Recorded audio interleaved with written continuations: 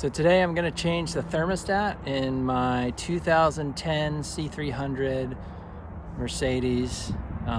Shouldn't be too bad, but I'll just walk through the steps so you can see how it's done. All right, so first thing, just pull off your cover. There's two clips, so this one has one clip that's broken. The other one is in good shape, so here's the clip. So there's one there and one there. Just pull up on the cover, comes off. So the thermostat is right here, so it's this whole metal housing that we have to get to. Pull the hose off, and then I think there's 3 bolts in there, so we'll go through that on taking those 3 bolts out. Also gonna have to take the belt off to be able to get to all the bolts, which is a pretty easy thing to do also. So you just have to know the pattern of the serpentine belt. So what I did was I drew it here, so that way when I take it off I could make sure I get everything looped around the pulleys the correct way, just like it was before.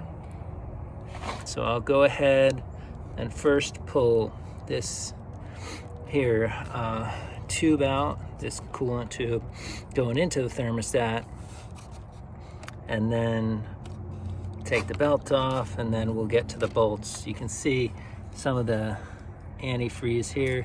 It's been slowly leaking, but hasn't really been a problem. It's throwing a P0128 code now, so that is a code for the thermostat to be replaced. All right, so step 1, I guess I'm gonna take the belt off first. So there is a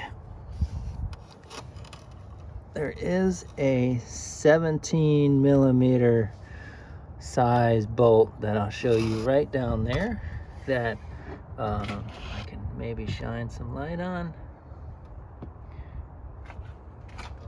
which you can barely see it, but you get your 17 millimeter socket on there, and then you're going to go ahead and want to pull that counterclockwise, and that's going to go ahead and loosen up the tension on the belt so you can take it off. So let me get a socket on there and then show you how it loosens. All right, so I got the socket on the bolt that's going to relieve the tension, and now I'm going to go ahead and pull it to the left, and then I'll eventually need 2 hands, but just to show you what it does. So it's going to move this pulley down here up, so you take tension off of the belt. So you just do that, and then you can loop the belt off of that pulley and then take the belt totally off and out of the way. All right, so let me go ahead and do that, take the belt off. All right, so now I took the belt off of that little idler pulley there, and then I really need it just out of the way of this. So I'll probably leave it the way it is. It's mostly on, but might have to take it all the way off, but we'll see. So then the next thing I'm gonna go and take care of is taking this upper radiator hose out. So there is a clip here that you have to pull down, and then that's going to release the tension on the hose so you can pull the hose out. So likely you're going to lose some coolant, so I'm going to get a bucket and drop it down underneath the engine so I could collect as much as I can. Just go ahead and recycle whatever comes out of there and just put some new coolant in. You shouldn't lose too much. All right, so I went ahead and I pulled that clip down. So what I did was I used a screwdriver and pulled down on the clip. There's a little notch here in the clip that you can use. When you pull down on it, that's going to move that wire, retention wire, out of the way. So I'll show you on the new one how that works. So right now it's down and out of the way. So you can pull the hose out or put the hose in. The wire is on either side going to, when you push up, tighten around the hose. So when I push it up,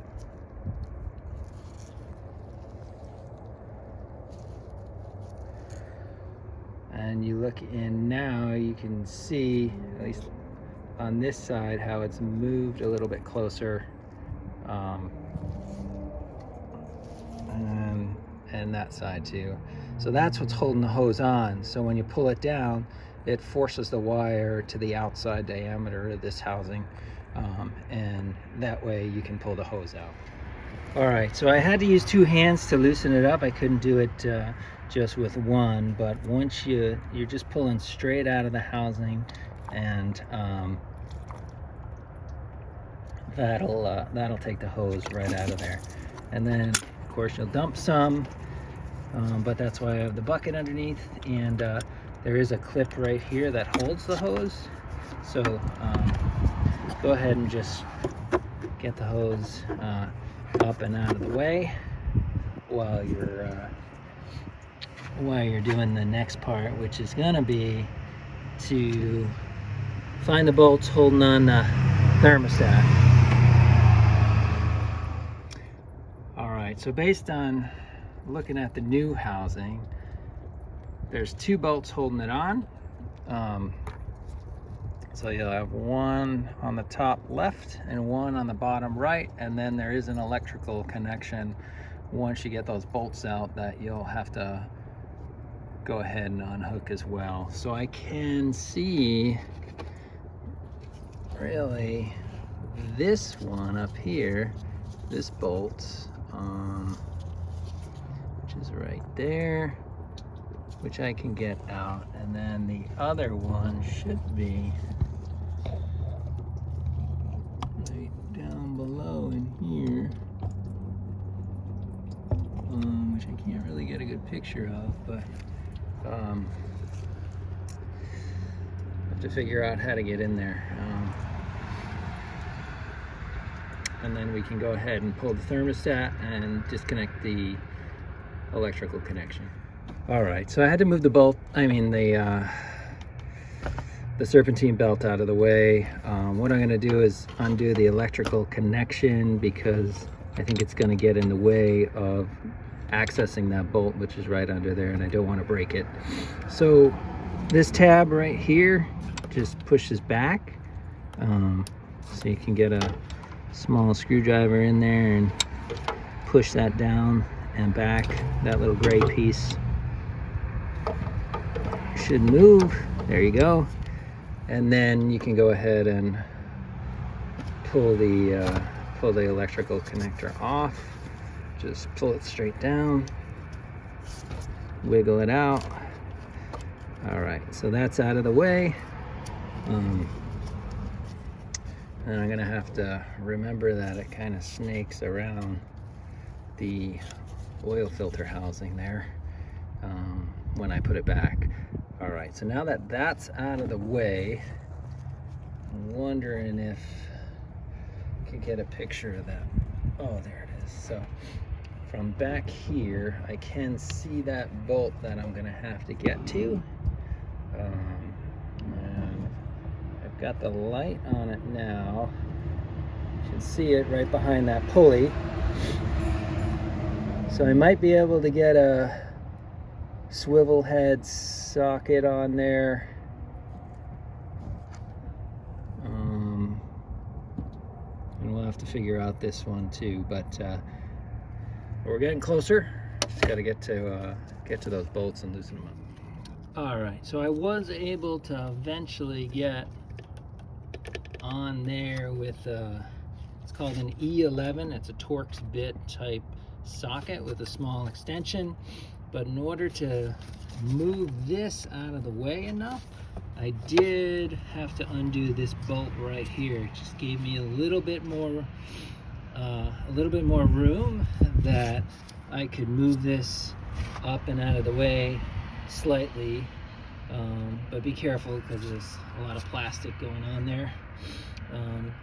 and then I was able to get the socket on. So now I can take that one off. But before I do that, I just want to make sure I can get the lower one off too. So let me figure out how I'm going to get into that bottom one and then show you how that works.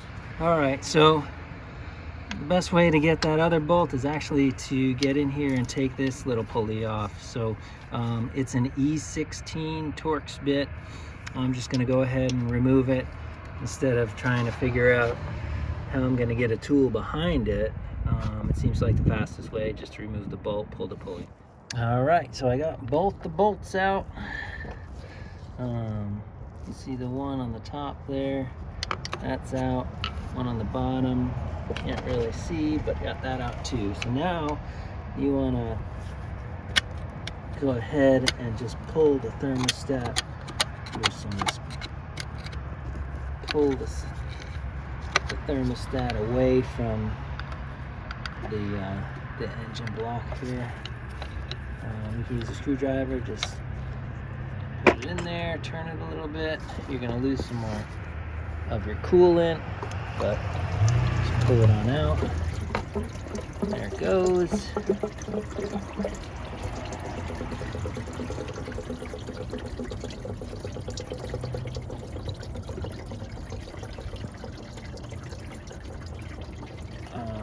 So here's the old thermostat,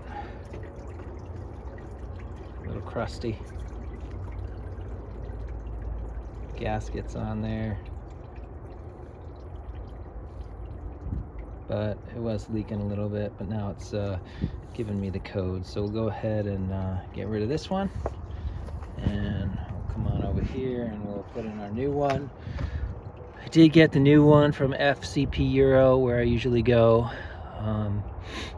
I think it was like $80. So so one of the things I'm gonna have to first do is go ahead and clean up all around where that gasket was. That, try to get a good picture here. So if you can, just take a gasket scraper and go ahead and clean up all around the outside, because you don't want that stuff getting in the way of your new seal and your new gasket. All right, so I got in there and I was scraping away, trying to get that old gasket off of there in spots that it was stuck. It's not really a great view, but likes to focus in on other things. There you go. So I'll have to wipe out where some of the crap from the gasket was getting into the housing. That's not a problem.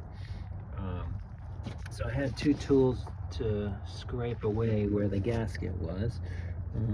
One's a little bit bigger, so this one was used and has pretty good leverage if there's a spot that's pretty stuck on. So just again, going around, scraping like this all the way around the outside. And then this smaller one has a little razor blade on the end, and that's good for getting the last bits of any gasket that might be stuck on there off. So once you scrape it all off, here are the two tools together. Once you scrape it all off, then you can go ahead and wipe around the outside and get ready to put your new gasket and housing on there. All right, so I'm gonna go ahead and take the gasket that came with the thermostat right here and just go ahead and drop that on. So it's got these little tabs that go in the hole, which also helps to line it up when you're putting it on. So go ahead and drop the gasket in. Make sure your little tabs are in the hole, and then you can go ahead and line it up with the housing, and then put the bolts in. Another thing you can do is, if the gasket is a little misshapen or is moving around on you, you can take a little Vaseline and put it in between this thermostat housing and the gasket, and it'll hold it on there so it doesn't fall off, so it'll help you line it up. See, so it's not going to fall off. I did put a little Vaseline in between the two just to hold it in place while I line it up and then get the bolts in.